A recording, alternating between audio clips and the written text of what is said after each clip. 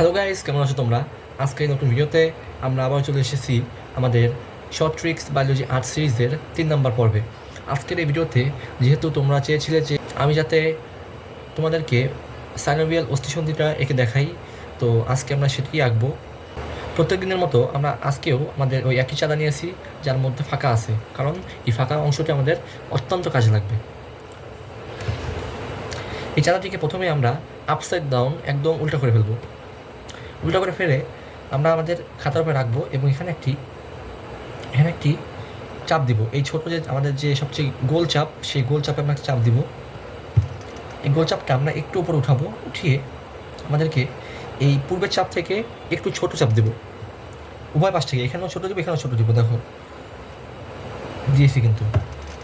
এখন আমাদের যে প্রথম চাপটা ছিল তার থেকে কিন্তু পরবর্তী চাপটা একটু ছোটো দিয়েছি। আচ্ছা, তো এখানে আমরা আবার চাঁদাটা রাখি, দেখে আমরা চাঁদাটাকে আরেকটু উপরে উঠাবো।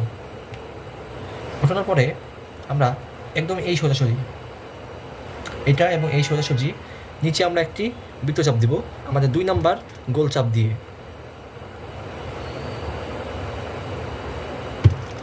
এখন আমরা চাঁদাটা আরেকটু নিচে নামাবো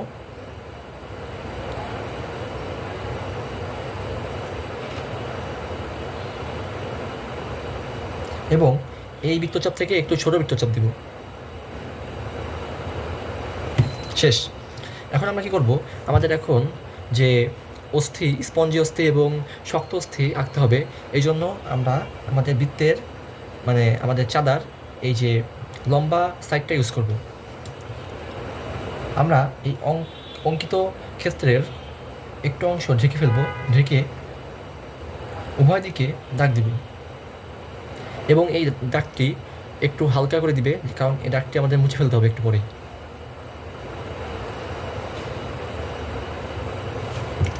এখন আমরা কী করব, আমাদের এই প্রান্তের সাথে এই প্রান্ত যোগ করে ফেলবো। কীভাবে যোগ করবো, আমাদের চাঁদার যে 1 নম্বর যে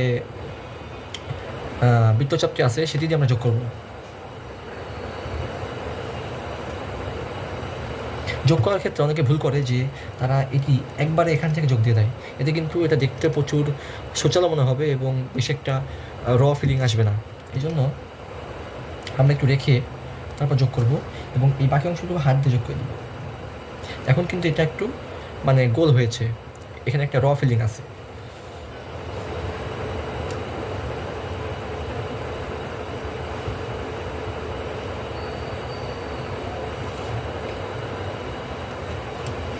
একইভাবে আমরা নিচের ক্ষেত্রেও একই কাজ করব।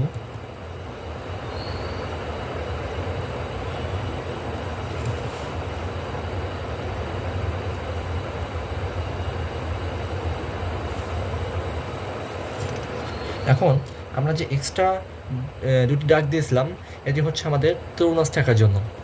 আমাদের তরুণাস্থিকে আমরা এঁকে ফেলবো।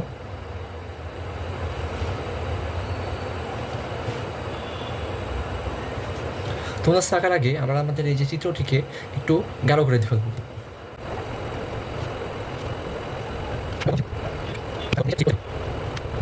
এখন আমাদের 2টা অস্থি আঁকা শেষ, এদের মধ্যে একটি জয়েন্ট তৈরি করতে হবে। এই জন্য আমরা আমাদের চাঁদার যে 3 নম্বর অগ্রভাগ মানে বৃত্তচাপ, সেটি দিয়ে এদের মাঝখানে রেখে একটি বৃত্তচাপ দিব।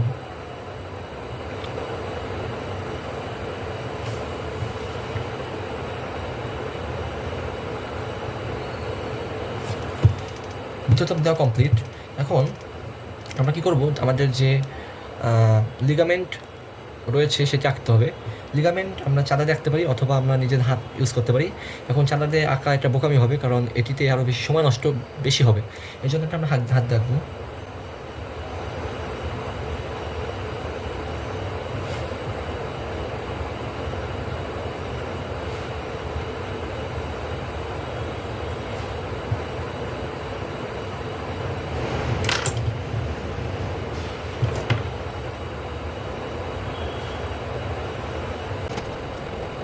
আমাদের কিন্তু অল ওকে। এখন শুধু আমরা আমাদের স্পঞ্জি অস্থিগুলোকে এঁকে ফেলবো।